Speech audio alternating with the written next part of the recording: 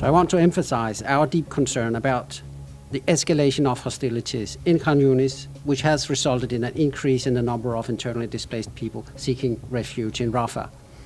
In recent days, thousands of Palestinians have continued to flee to the south, which is already hosting over half the Gaza's population of some 2.3 million people. Most are living in makeshift structures, tents, or out in the open. Rafah is a pressure cooker of despair, and we fear for what comes next.